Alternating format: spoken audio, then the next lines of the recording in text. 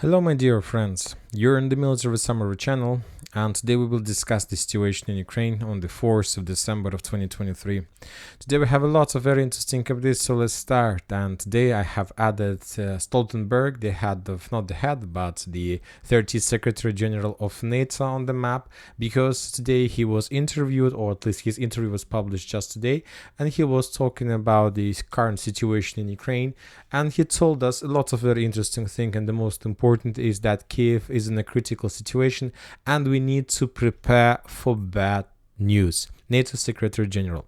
So what is the bad news? I believe we understand what he was talking about. The only question I have is that according to Stoltenberg, that currently the Ukrainians need to be prepared for the bad times. So that means, according to him, that everything that took place since the February of 2022 till, let's say, the 4th of December were the good times for the Ukraine. So meat grinder in Mariupol, the meat grinder in Robotyne and Bradley Square, the loss of Bakhmut, the loss of Severodonetsk, Lysychansk, more than 500,000 of losses from Ukrainian side, around 800,000 soldiers of wounded, and so on. So all those things that took place from February till December, according to Stoltenberg, the head of NATO, was a good times for the Ukrainians. If those days were the good times for the Ukrainians, to tell the truth, I can't even imagine what is bad times for the Ukrainians. And as I understand, answer to this question we can receive from another very important person. We're talking about the Minister of Defense of the United States of America, Lloyd Austin, because he, I believe you heard that there was a talks between him and the head of Pentagon and the head of Ukraine Army, Zaluzhny. They talk a lot, and according to information we have, according to insights we have, Zaluzhny requested, he asked General Austin for 17 million shells during his visit. So imagine yourself 17 millions of shells, and also Zaluzhny asked for another 350 from 350 billions to 400 billions dollars to reach the borders of 1991. So it's very difficult to understand these numbers, but I made a small investigation, mainly from the European sources, from Russian sources, and according to information we have, the current cost, the current price of one 155 millimeter shell is it has say something range average from 3.5k of euros till 8k of euros. So of course this is a significant number. Obviously we understand that there are no countries in the world except North Korea. This is the only country that can afford themselves to provide this military aid. They do have, I don't know where, maybe they have some connections with the future, I don't know, but they can do this. But United States of America is not the North Korea. They don't have such possibilities, so that's why they can't provide. And obviously the words from Austin, the words from Zaluzhny, at least for me, means not like something like a business deal when one party asks another party that we're doing this and you're giving us this. Obviously, Zaluzhny, my bad, demanded too much, and not just too much, but the things that United States of America can't afford and can't allow themselves to provide Ukraine such a big military aid. So that means that Zaluzhny basically made an ultimatum to United States of America, and the thing is that if you are not going to give us what we need, then there's going to be no war anymore.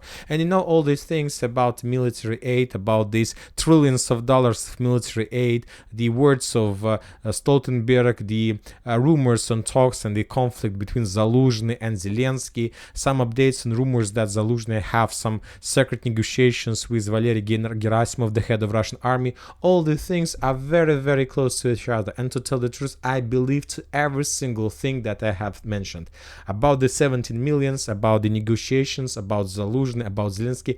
At least everything looks like reality, like something real.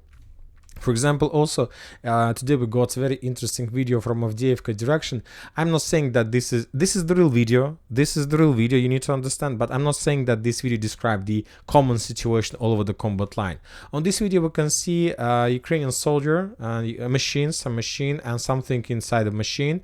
And if you understand Russian language or something like this, according to this video, this guy brought on this car the artillery rounds for artillery group. So, for example, somewhere in the front line in the vicinity of Avdiivka, there are Ukrainian artillery forces who have artillery system like M777 howitzer, and they were trying to attack the Russian forces, trying to stop them, and they called or used the radio and asked, we need more artillery rounds because we're almost out of ammo. And Ukrainian authorities, commanders send them a car, and they send them, based on this video, just 4 artillery rounds. Just imagine yourself. I'm not saying that this event took place in Avdiivka, but this situation described the common situation. The Ukrainians are out of ammo.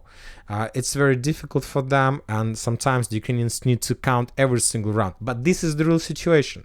So I'm not saying that this event took place in Avdiivka, but I'm saying that somewhere in the front line, somebody asked to bring artillery rounds, and the Ukrainian authorities, commanders from the rear sent a machine, but they brought just 4 artillery rounds of 155 millimeters. It's a disaster for the Ukrainians, and to tell the truth, I don't know what they're planning to do next.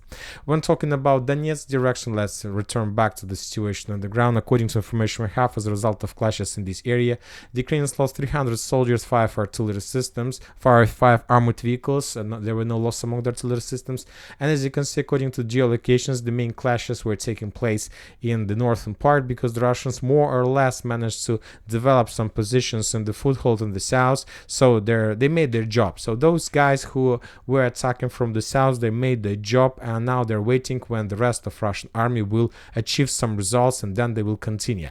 And the things that the Russians need to do is to establish, no matter what, to establish control over the area in like Stepovo, Berdichi, and of course the north of the chemical plant. So for these purposes, the Russians every day undertakes more and more attempts, reconnaissance operations, and the main clashes during the previous days took place exactly along these 3 lines. We got a lot of videos, a lot of geolocations. One of them we have already discussed about the Russian-Ukrainian new tactic, when they were not attacking the Russians, but they were making like feelings that they're attacking for different purposes. We have the video how the Ukrainians were bombing the Russians in the vicinity of the wall in this and the positions and the railway and the station. We have the bombardments of Russian forces who were moving along the tree line. So the Russians were moving, and we have geolocated confirmation about some progress. And in the end of everything, we have the video of Ukrainian counterattack. And as a result of Ukrainian counterattack, they managed to force the Russians to step back and to,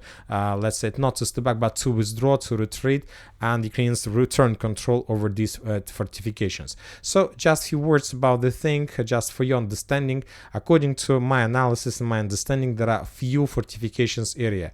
This is the first fortification area, and this area is under complete Russian control. What we can say about this area? There is a wall. This is the wall, and this is a very nice barrier for the Russians that they can use to hide and to protect themselves. We saw the video of FPV drone strike, and you see the walls, and the Russians are using this territory to hide their forces, to hide from, let's say, tank attacks. From, of course, these walls will not help the Russians to hide from tank, but at least they can reduce the Ukrainian visibility possibilities to see them.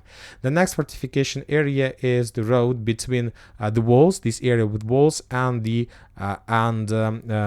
next fortification area that, according to the latest geolocation, is under complete Ukrainian control. So just three parts, and there is a 4th part. This is the final fortification area, and if the Russians are able to establish control over the final one, that means that the entire situation in Avdiivka has ended. No, let's say this part of offensive operation has ended, and then we can start counting days before chemical plant falls. So according to this simple, let's say, classification, the Russians have complete just 25% of the mission, and now they're trying to fight and to dig in deeper in the next fortification area, in the 3 lines from this one fortification and this fortification with the walls. So this is the situation. So 25%. So there are still a lot of job to do. On Stepovo, we got real geolocated confirmation from the Ukrainian side that they still control the central, the southern, and the western part of the village. On this video, we can see another Ukrainian Bradley who get the edge positions and were attacking the Russian offensive forces on the north northeastern part of the village and along the railways. So we are doing just video just to geolocate the Ukrainian positions, and that there are still a lot of job to do for the Russians. So this is the situation in the northern part. Also, we got some updates from the southern area. We got the video of the use of Russian Terminator armored vehicle. The video is the quality of the video is not good. The video was made during the night period of time, but according to information we have, the Russians were attacking the Ukrainian positions in the vicinity of the air defense base and in the vicinity of Avdiivka, when talking to be more precise, in the vicinity of Chemic settlement. So this is the Chemic settlement, this one. So the Russians were attacking. We are using this video for another confirmation of Russian positions, Russian progress in this area, because as we discussed during the previous videos, the Russians, according to some sources, managed to advance, but as I understand, those were just speculations. And now we are moving further to Artyomovsk, Bakhmut direction. We have some updates. We have discussed everything from the area in the vicinity of Bogdanovka. We have added just one video. This one we will not watch this video, because if you have access to this map, you will be able to see and watch this video. This is a skull between Bogdanovka and Khromovo. On this video, according to the author of this video, the Ukrainian forces of 93rd Mechanized Brigade, this is 93rd Mechanized Brigade, was killing, one soldier was killing the Russian heavy wounded soldiers along the road.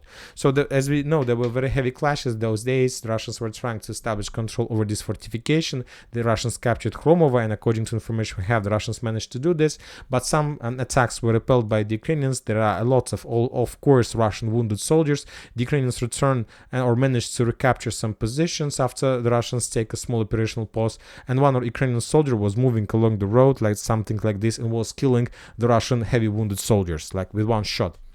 As I understand, this is something like revenge from the Ukrainian side on the situation that took place in Avdiivka. If you remember, just a day ago, the Russians managed to capture these three lines. They managed to enter this territory, not this one, but this one.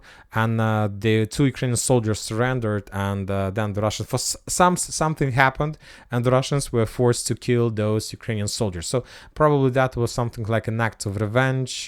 So this is the situation. Now the Russians published during the previous 24 hours at least two geolocated video from Klishchiivka area. As you can see, according to the snow, the footage is very recent. The Russians were bombing the hills with TOS flamethrower systems. In this area, the Russians were bombing the southern part of Klishchiivka with multi-launch rocket systems. So the concentration of video of almost the same type, I'm talking about like artillery strikes and multi-launch rocket strikes, means that the Russians launched artillery preparation. They're bombing this territory heavily, and we can expect the next 24 hours another attempt from the Russian side to attack in this area with the purpose to force the Ukrainians to step back completely from Klishchiivka, with the purpose to return control over the hill 215.7 and just to finish the battle for Klishchiivka once and for all. Now we are moving to Liman area. We got some updates from this territory. Just one geolocation. The Russians were attacking the Ukrainian positions with multi-launch rocket system, while the Russian soldier was playing in the children, let's say, camp or children something. Okay, you understand what I'm trying to say. And according to the Ministry of Defense, the level of losses of the Ukrainians were around 280 soldiers and 8 armored vehicles. So the level of losses is heaviest, one of the heaviest on this direction. Probably there are very heavy clashes, but this is the only video from this direction. I don't know why, but the Russians are trying to reduce the number of updates from this territory. According to information we know for sure, the Ukrainians during the previous days made a lot of attempts to attack on the north of Dibrova, trying to encircle the city from the north and to cut the Russian forces from the village, but that attack was repelled according to the Russians. Another attack the Ukrainians are trying to make in Kremenaya forest in direction of Kremenaya, so using this road, but and probably according to some geolocations and mappers, they managed to develop their positions and to establish control over a few strongholds. And when talking about the Russians, the main area of Russian offensive operation is taking place on the north of Tarskoye salient along this line, and according to some mappers, the Russians managed to advance, but we still haven't received even a single geolocation confirming this, so that's why I'm keeping the map as is without changes. So we have just rumors, some Ministry of Defense report, and very funny video of Russian soldier. That's it about this area, and very heavy losses. When talking about Kupiansk area, we also start receiving updates. The only video we have, the only update we have is the death of a first teenager in this area who signed a contract for some reason. I don't know what was he thinking about in 17 years old, but maybe he lost somebody in the war and took a decision to maybe to revenge or something like this. But this is the only update from this territory, and according to the Ministry of Defense, the Ukrainians lost 35 soldiers in this area. Now we are moving to the south, to South Donetsk direction and so on. We have some updates in Urozhaina, just clarifications according to maps. Some sources are saying that the Russians managed to completely improve their positions on the north of Priutina. That means that as a result of clashes during the previous days, the Russians also established complete control over these fields without any geolocated confirmations. For now, I'm not planning to change the map because I need to see something to do this, at least on this area. And the Russians were bombing the Ukrainian positions in Urozhaina. Very interesting video. The Ukrainians managed to establish a camera or the radar or something on this big construction, and the Russians attacked this big construction with anti-tank missile, and as a result of strike, that big construction fell down and was reduced to ruins. So very interesting, just a very interesting video, nothing more. Now we are moving to Zaporozhye area. According to information we have, the Ukrainians took a decision. The Ukrainians took a decision. They continue redeployment forces from this area to Avdiivka, to Bakhmut. So there are no clashes. The activity in this area is minimal. Some sources are saying that Ukrainians every day making more and more attempts to attack. But maybe they're doing attack. Maybe they're doing all these attacks because either the Russians and the Ukrainians are moving forces from this area to Avdiivka, to Kherson, to Zaporozhye. So let's say if the Ukrainians take a decision to remove, let's say, 10,000 soldiers from this area, that means that the Russians are going to do the same. They will also redeploy 10,000 soldiers, and that means that the situation 50-50 continues. So there are no changes. And from this perspective, of course, there are chances and good possibilities to make attacks with the small squads, small groups. On this video, we see how the Russians managed to discover the Ukrainian ANTPQ counter-artillery radar, but as a result of artillery strike, that radar was destroyed. Very funny situation. Don't you agree with me? And we got the video. The Russians got information that Ukrainians were planning to redeploy some forces from Stepnogorsk in direction of Zaporozhye. The Russians discovered the concentration of forces and attacked that area with multi-launch rocket systems. The level of losses is unknown. Anyway, according to information we have, the total loss of the Ukrainians on Zaporozhye and South Donetsk direction were around 140 soldiers and 11 armored vehicles. Now we are moving to Kherson. We also got some updates from both sides, either from the Russians and the Ukrainians. The Russians continue bombardments of Krynki with FAB-500. The sources are saying that the Ukrainian official authorities, the Ministry of Defense, some deputy or vice deputy commanders, something like this, reported that the Russians currently are using up to 100 FAB-500 strikes per day. So 100 cases, and this is significant number, not just of course in Kherson, all over the combat line, but the main pressure, the main area of Russian attacks, obviously at Kherson.